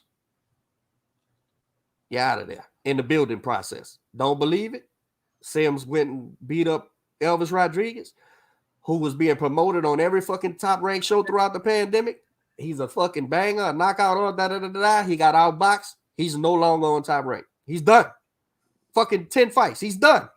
Now, doesn't mean he's done as a boxer, but it means he's got to start over, rebuild, and hopefully a promoter sees he's worth salvaging, right? And put him out there. That fucking sucks. That's sick, bro. That doesn't suck. That doesn't suck. That doesn't suck, Coach Derek. That's a lack of character, man. That's what are you teaching people? This is what I mean? This is what you're teaching them. This is what's teaching them. At Top Rank, they have a bottom line. And when it doesn't fit into that mold of what pays out in the end, gotta go. Hit. Don't believe me? Fucking T.O., bro. T.O. Lopez. Fucking dominates y'all guy for the first half of that fight. Wins the decision, and you won't even pay the man $1 million something for his next fight because you made him sign a contract that says we only got to pay you X amount after this fight in order to make that fight. But he upsets the apple court. Now he's over here on fucking Triller looking for a place while still being contracted to Top Rank, but you won't pay the man. So now, here's what I see. If that's T.O., you Elvis Rodriguez's and shit don't stand a chance because this what happens. Push. And believe me, they invested in Elvis Rodriguez because he's living in America. Somebody's feeding him and somebody's taking care of Freddie Roach some kind of way for him to train him. Because 10% of Elvis Rodriguez $10,000 ain't worth shit, right? It's the ending deal if he gets the big one that Freddie will get paid. Now it might be Freddie's just in that stable, so they'll keep him going, and he knows I just got to get a guy over the hump, then we get paid. Maybe that's it. I don't know. What they think, but Top Rank has a fucking system, and with the new prospects, let's call them prospects. Let's call my guy Troy. All them guys who's in the Olympics, who went pro, not in the Olympics, right? Because the Olympic qualifier didn't happen, so they had to go back and offer these kids a situation where they could fight for the U.S. Troy, I don't believe Keyshawn signed the top rank, but Troy, Duke, Elvis, all these crops of prospects they building. Guess what? Lose, y'all. Here comes the next one. Who's the next guy we pulling in? And I'm sure they have they coaches, set of coaches or matchmakers or whoever they're using. Who's up next with you? Oh, I got this kid, Willie. Willie, come on. Put Willie in there. Let's see what Willie does. Willie loses, you out of there. Now, I happen to think, and I had Kenny on here last week, who upset Elvis, right? Kenny lost a couple fights early on after being a Army standout, and he learned quick how quick that loss matters early in his career. And now he's not with a promoter, he's got management. But guess what? That kid knows what he's fighting for. That kid knows when he got the shot against Elvis, I'm gonna beat the shit out of you. Yeah. And you out of there because why? I done lost a couple fights, and I realized how quick you go from prospect to, hey man, I got a welterweight fight for Kenny Sales for $8 grand. But they don't allow the chance for redemption. They don't allow the chance for a story like that. Now, that's top ranked. Now let me take that, put that to the side. Let's take PBC. PBC's model seems to be, we're not gonna put our fighters in a dangerous fight. But if they do get beat, they out the fucking door too. Because if they didn't make it past the prospect stage to contention stage, they out the fucking door too. The problem over there, as I see it, is you do that. Now, Wilder's a perfect example. Look at the Wilderites. What you want to call it? The Wilder. God, man. The Wilder fucking. Yeah. The fans. Okay. Those guys absolutely believe that Deontay Wilder matched Muhammad Ali's 10 defense. They bought that shit. They believe that shit. They absolute difference was Muhammad Ali was the heavyweight champion. This guy held the title. It's a big fucking difference. Big is not big. But these are the same guys who told you what the fuck is lineal. What the fuck? That don't matter. That ain't no real title. Right. So that right there cuts them off at the knees. You don't know what the fuck you talking about, man. What you mean? What's the title goes back to John L. Sullivan? Oh, you out your fucking mind? So they believe that. They absolutely believe he was the hardest hitting heavyweight in the history of the sport. Why? Because they watched him knock out several people. Don't matter who they were. Doesn't matter that they shouldn't have been in the ring with him. Right. Now, they believe that so much, bro, that when a fighter came along that absolutely schoolhoused him in the first fight. Schoolhoused him. I mean, beat him in every fucking facet of the game for 10 of 12 rounds, right? Got clipped, got up, and really won the rest of the round, but you know, right. They absolutely said, all right, our guy had a bad night at the office. It happens. That's fair. But you only believe that because you believe the other shit. Right. So now he gets in there with the rematch, and the better fighter goes, you mean to tell me I could fucking box this motherfucker like a Christmas gift, and y'all gonna tell me I didn't win? All right, watch this. Dominates this kid. Actually abuse him, and I believe he's a changed man. That's what I believe. I believe that ass whooping was so bad that you're different now. That's what I believe. So he can't take his loss because undoubtedly Deontay Wilder believed the shit too.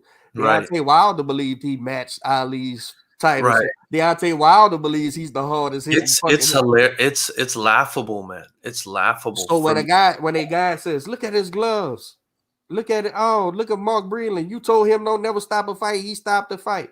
Look at Andre Durrell. You heard him? I heard him. I heard him say stop the fight. Yeah, because he cared about you. He cared about you. He was saying, bro, this kid's getting changed. And all the excuses, it doesn't matter. We ain't gonna talk about this. Everybody knows the excuses. Yeah.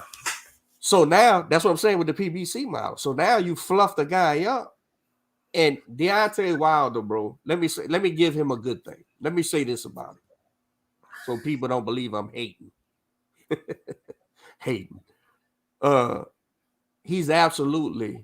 was absolutely a fighting man, because I've seen him hurt in several fights and kept punching and kept trying to win, and he fuck around and land that big one, right?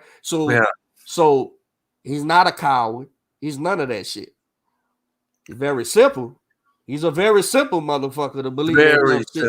Very simple. But I'm not going to pretend like he wasn't in those fights behind and kept on plugging away. Kept Well, on going. I'll also say, the reason I'm not a fan, and they can call me a hater because I really don't give a fuck what anyone thinks. But the reason I'm not a fan of the guy is because of his lack of character. Well, we didn't know that to this. Yeah, and it took this to find that out. See, because before that, I was okay with the guy. I thought, like you, he's a simple guy, but hey, he's a warrior. He goes out there and fights. He knocks people out. He's entertaining. Now, did I think he was anywhere near a Muhammad Ali? I mean, I think you have to be just a gullible idiot to think that kind of thing. But after what happened with the Fury rematch, I said, my goodness, all these excuses, and I can't deal with it. As a fan, I can't deal with it. So the biggest letdown was this. Say I wasn't a fan, so it wasn't a letdown. It wasn't like I expected more. But the biggest letdown for me with Fury, and when Wilder, was when I said to myself, I said, this kid, he got fucking beat up real bad. I said, I can't wait. Because remember, he went radio silent for months. And I said, all these guys are saying all this bullshit about the gloves and all this silly shit. When we fought Carlos Rivera on a Lomachenko TO card, I went live while he's getting his hands wrapped. I showed the inspector. I showed the other gym's representative. I showed the guy rapping him, and I showed Quentin. And they all looked at me, what you doing, coach? I said, I'm showing these fucking idiots how we can't even do that. So you think a multi-million dollar guy could do that when everybody's in there? Do you know that even for us, I mean, we're using the same size gloves, right, as a kickboxing promotion. Do you know that the main event gloves have to be like new, like in the bag? Sealed. Yeah. Like sealed in the bag. When we fought, like what are we even talking about here? Like, it's insane, bro. It's insane. But they know I don't. I'm in the business, and they know, but I don't. Now I don't waste time with people like that, man. So I was just waiting. This is what I think. I said all these guys, they just fanning out. They fans. They love their guy. Nothing wrong with it. I love my guys. Whatever. I said, but when Deontay does come out publicly and goes, fellas, look, don't, that shit's silly. We gonna get him in a rematch and support me like that. I just knew that's what was gonna happen. I knew that's what was gonna happen. That motherfucker came out and said, not only did this is the funniest thing to me. You wasn't concussed from getting punched in the fucking head. You were concussed from having muscle relaxers in your water. That's what.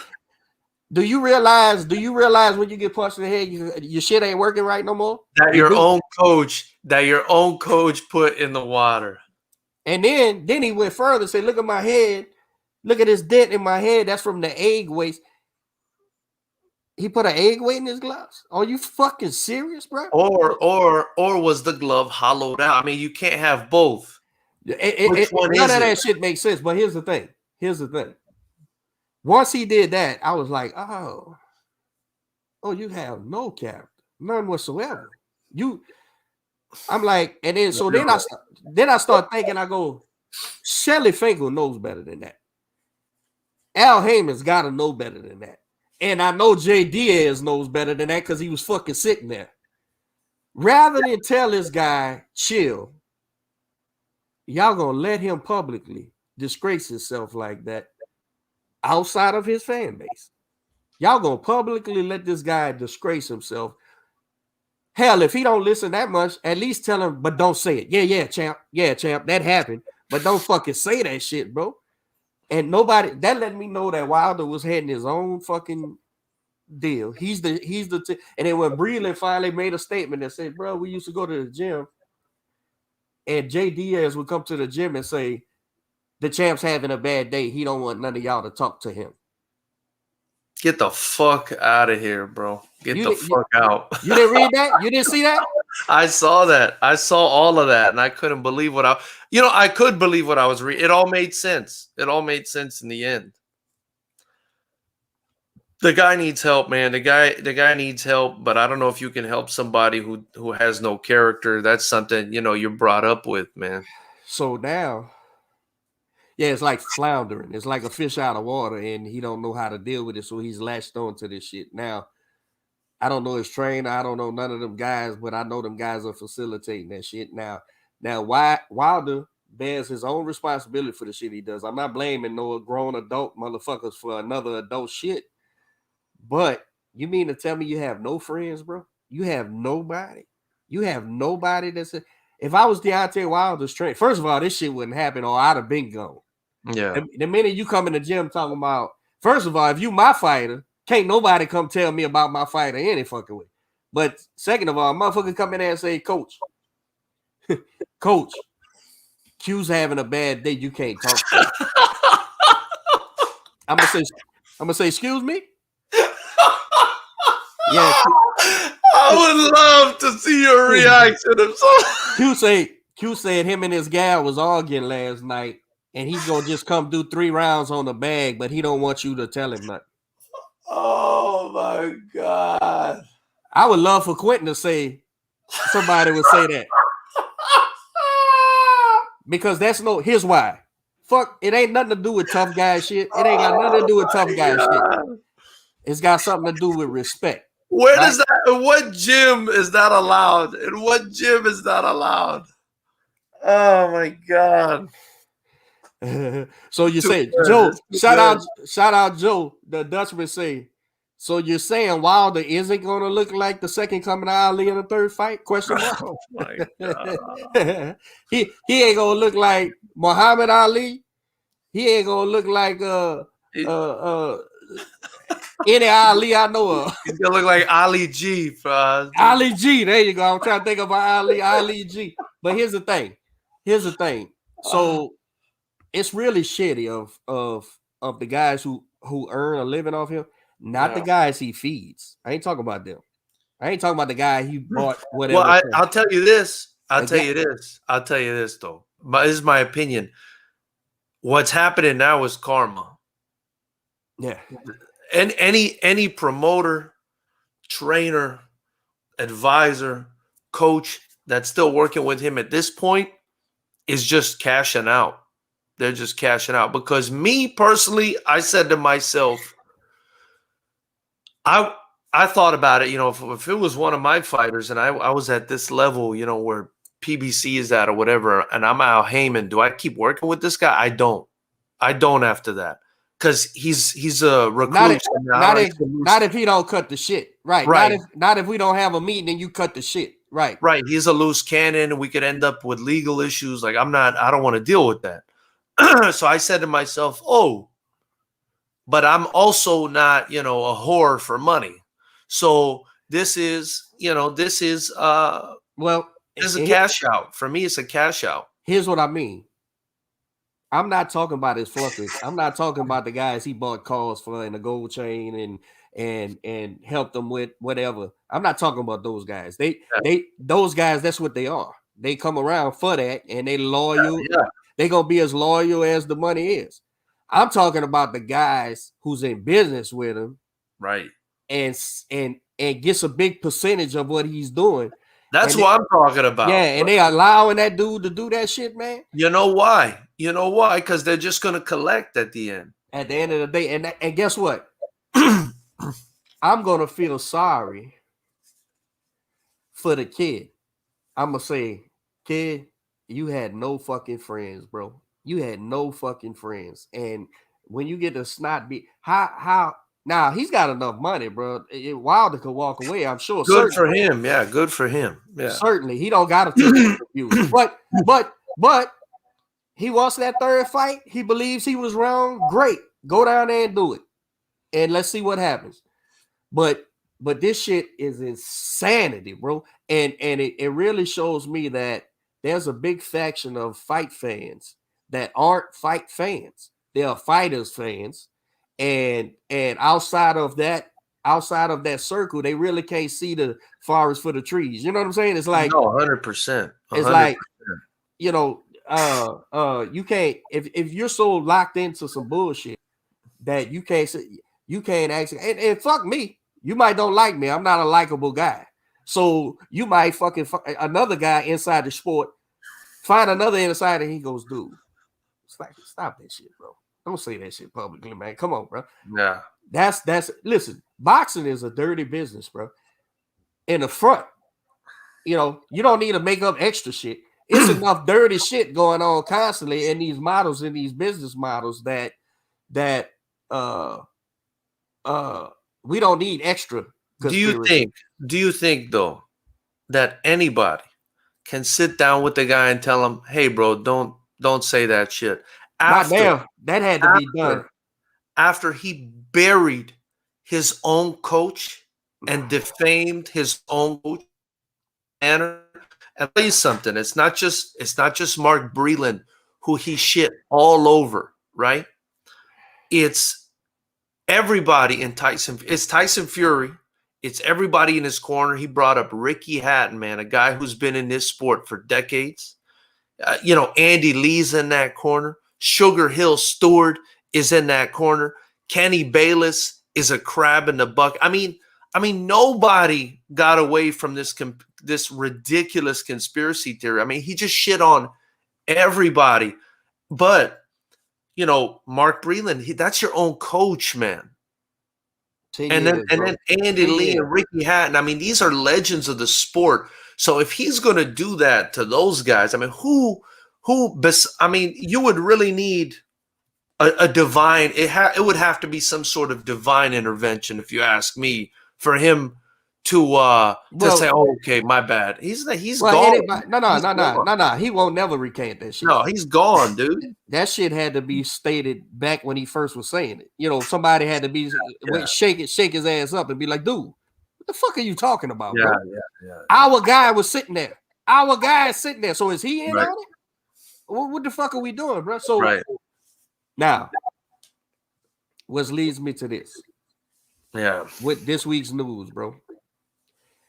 No one in boxing wanted this rematch outside of his crew. That's it. No one.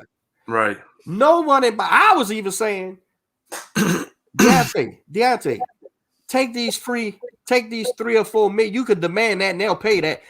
Them Arabs was gonna pay that shit. That was nothing. That's a side thing right there. What he needs, 3 million, man. Get the fuck on out of here. But guaranteed, for your payout, guaranteed the winner, right? I get the winner or whatever. Yeah, that gives you a whole nother year to heal up, to come up with a game plan, whatever the case may be. No one wanted to see it. So here's my proof. Now, I'm not going to listen, man. I'm a Tyson Fury fan, but I don't know him. I don't know his, I don't know shit about, I don't know his crew. I don't know nothing. Yeah. There was a guy yesterday I was listening to. Shout out to my man Montero. I was listening to his podcast. He writes for the Ring TV. You know him, Mike Montero? You know what I'm talking about? I think I've heard of him, yeah. Okay, on his podcast yesterday after they postponed the fight, because initially I was talking to you, I had some insiders over there, and the fight wasn't canceled yet that first day, but the next day they pulled the trigger. So Montero had a guy, and I don't know who he is, but he's a Vegas guy. And he was talking about how the city, the fight's 2 weeks away, ain't a poster nowhere, ain't shit nowhere. Nobody's excited about the fight. And they had a rush of tickets initially, the first week. And since then, shit. Nobody.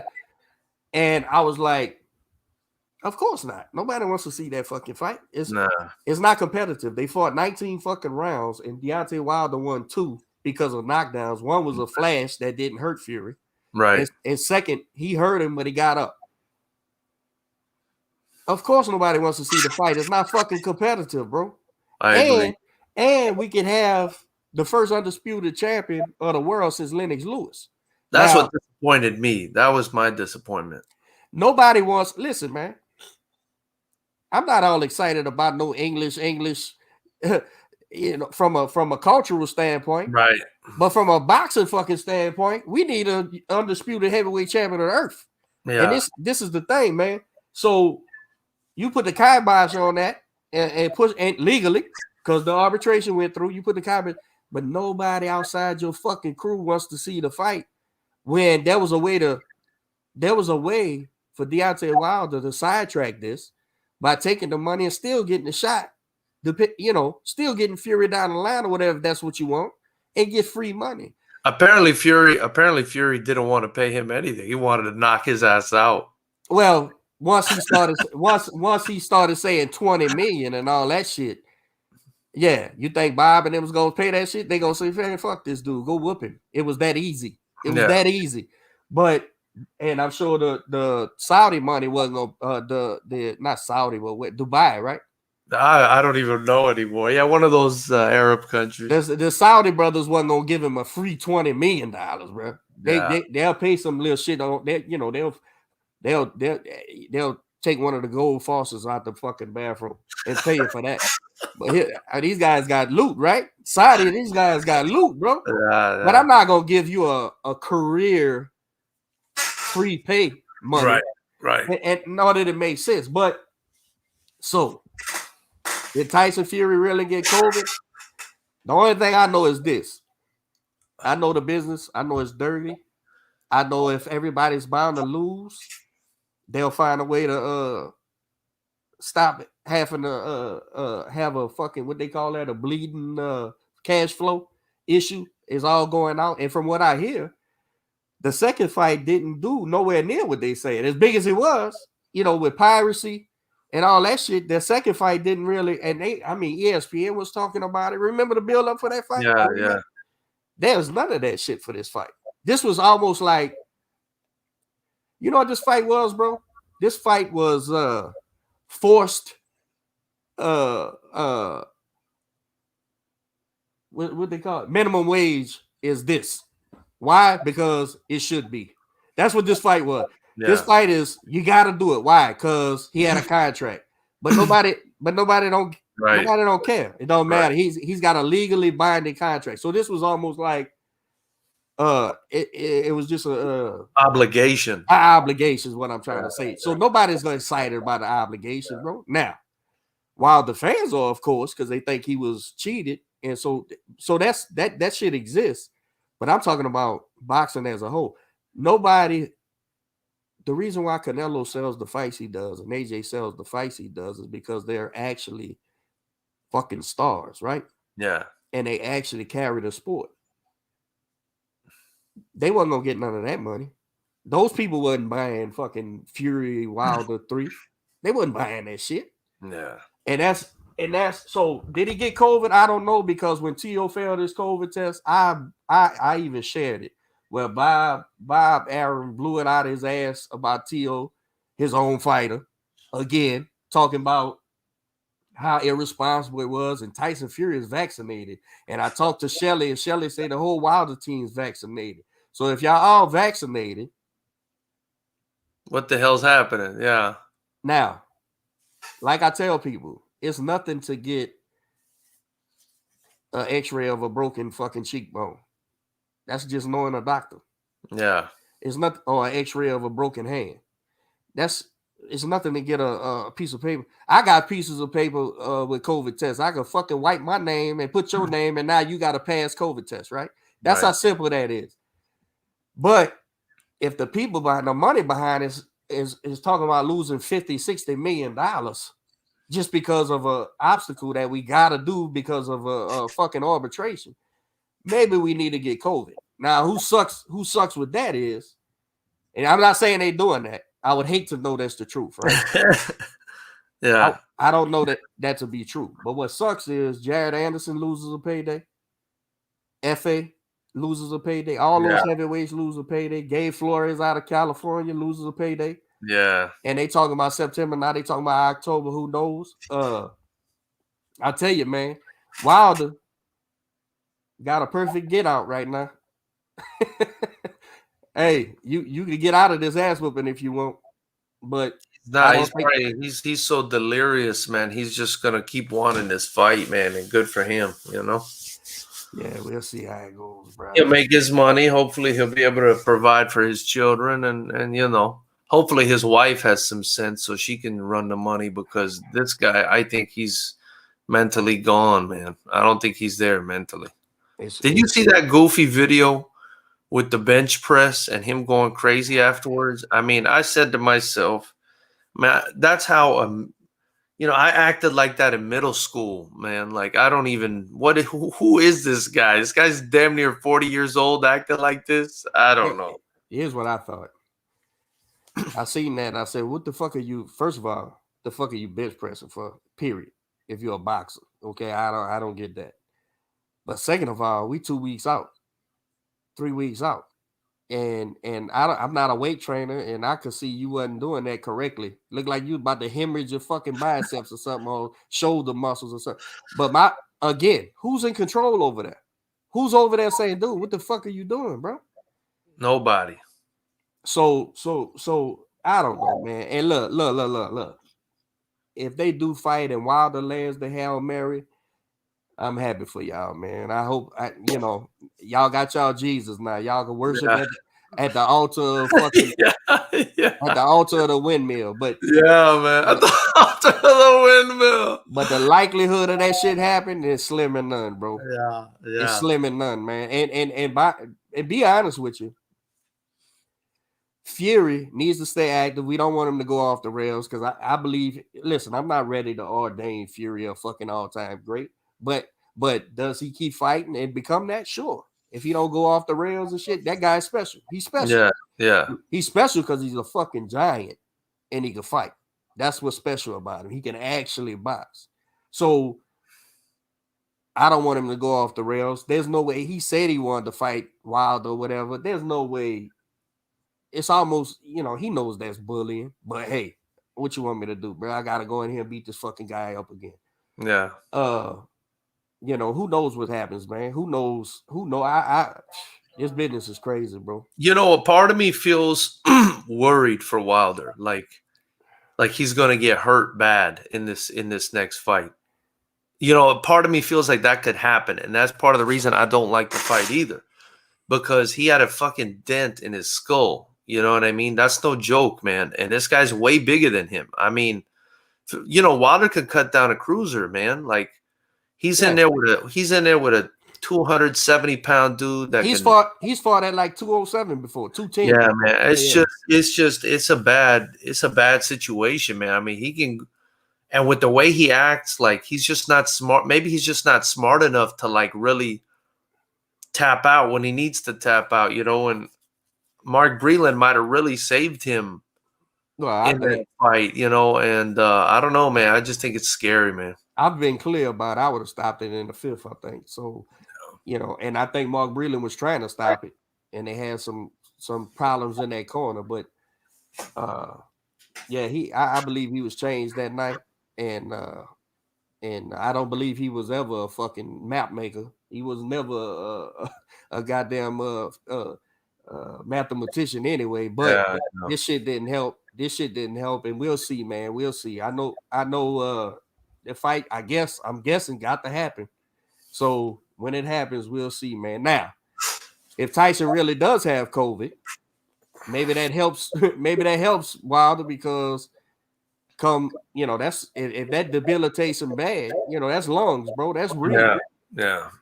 And that's a big boy, man. He's carrying a lot of motherfucking weight around. Yeah. So maybe it helps him. I don't know, bro. I don't fucking know, man. But the ability is just not there for him. It's gonna always be a bad matchup. He's always liable to get hurt bad. Yeah. And that's what I think will happen. But if he does got it. Now I do know from sources there was a COVID outbreak in Fury's gym. There was some people tested positive, which caused all the but I haven't heard. I didn't hear Jared or FA or none of them say they got COVID, and so Fury has tested positive. So who knows, man? Who knows, bro? Oh, I think Andy Lee test positive for COVID. I think they said Andy Lee and somebody else tested positive as well, but I don't know, bro. It's all speculation. Nobody knows for sure. and the business of boxing, bro. And if this fight wasn't making no money, if they wasn't getting no buys, they wasn't getting no pushes because nobody wanted it. So it was basically we doing this shit out of obligation. It's a good way to kill it. Yeah, man. Yeah, man. But hey, man, we've been on here a while, brother. Yeah, man. Yeah. This was good conversation, man. I know we can keep talking forever, but Fighters Rep, man, to order Fighters Rep 10 on August. What's the date? August 13th. It's a Friday night. Just go to fightersrep.com or head to our YouTube channel, hit the join button, and you'll be able to watch it for just $9.99 in the community tab, man. It's going to be incredible. Stand and bang. The guys, there's no, like in boxing, there's no clinch.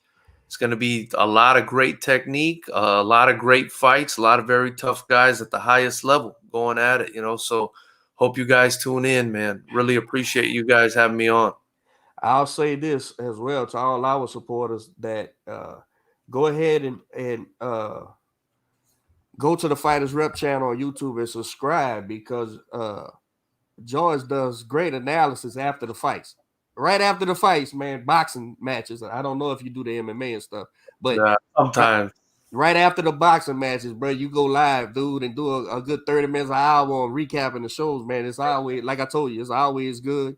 You always see what's happening the same way I see it. So appreciate it, man. I think people would benefit from supporting the channel and they could learn something too, besides supporting the kickboxing. I wanted to mention one more guy for you. He's in Texas. Troy Dorsey. Former boxing champion from Mansfield, Texas. Okay. Also a former kickboxing champion. And Bam always brings him up to me because he held both simultaneously.